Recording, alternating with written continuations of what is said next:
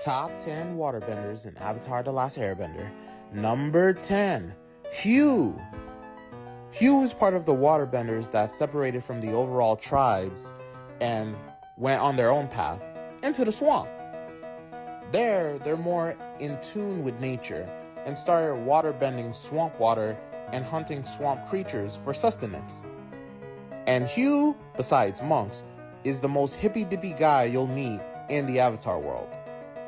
I mean, he's so in tune with nature, he can bend the water within plants and vines, allowing him to have started and developed the unique and rare style of plant bending, for which, if you have enough vegetation at your disposal, allows you to make a jungle, forest, or swamp, for that matter, your absolute domain where you have complete advantage.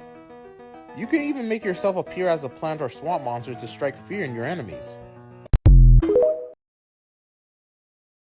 Number 9, Paku. Now, Paku is a grandmaster of waterbending.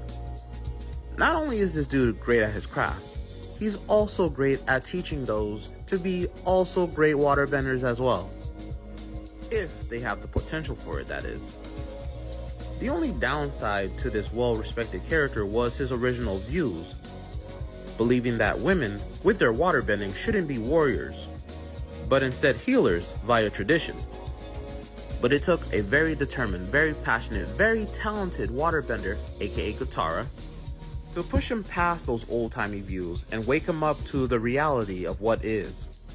And that is, waterbenders can choose for themselves on whether or not they want to be healers or warriors.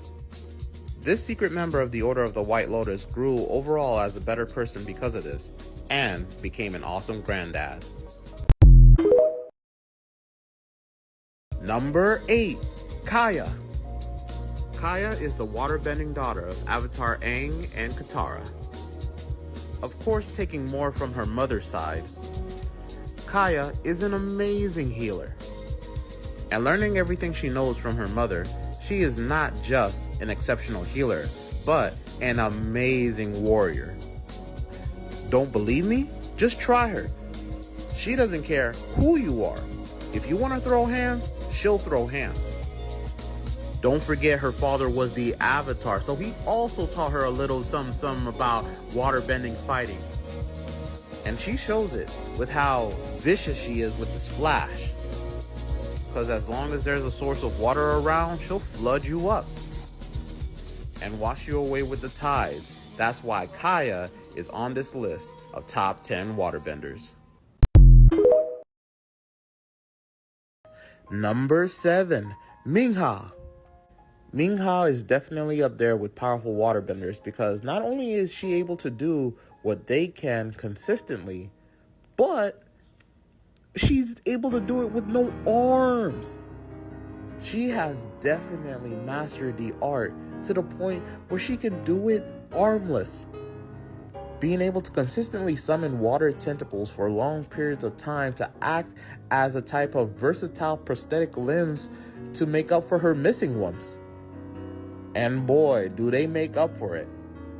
She is a monster in a fight. You do not want to go up against her, because she'll freeze you cold and slice you up before you even know.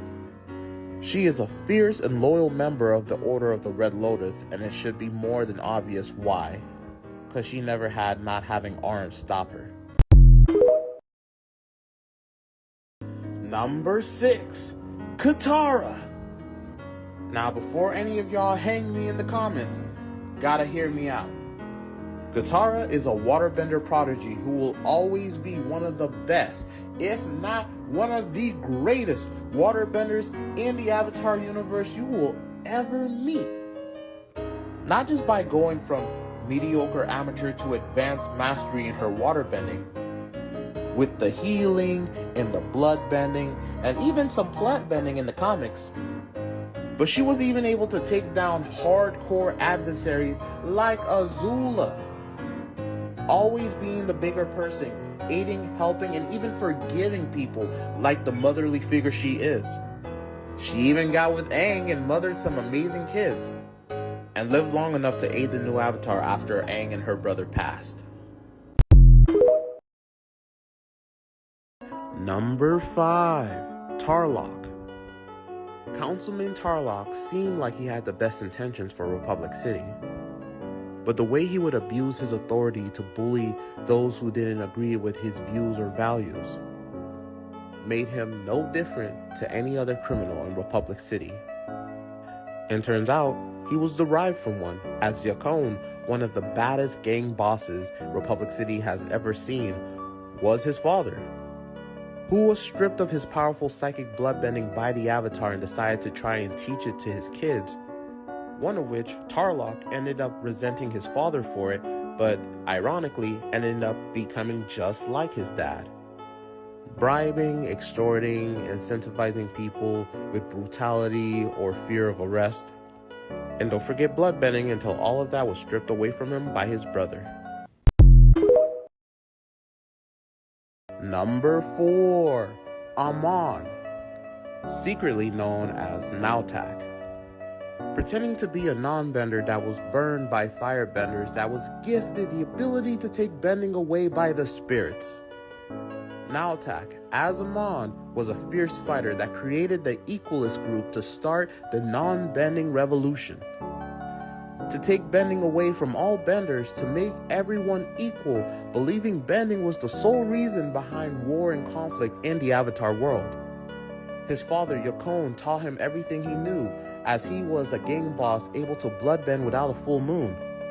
But when he had his bending taken away by the Avatar, he trained and abused his kids to become weapons to use against the new Avatar. But Nautak threw that idea away along with his family and started utilizing his bloodbending to strip benders away of their bending until his brother stripped them both away of their life.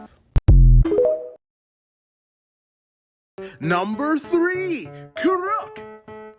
Y'all had to see this coming, with Kook being born in the Water Nation tribes before it was known that he would be the Avatar.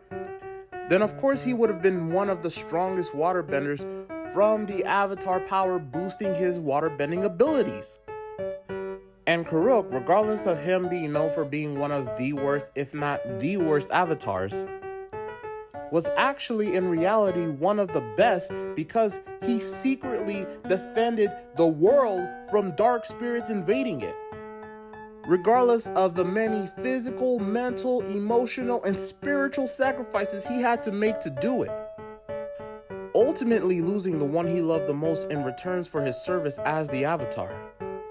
But regardless of that, he will always be a great Avatar and an even greater waterbender. Number 2, Unalaq and Vaatu makes the Dark Avatar. That's right, Unalaq is this high on this list because not only is he an exceptional waterbender, but he could also spirit bend, being able to bend dark spirits into light ones or do the reverse and create even more dark spirits.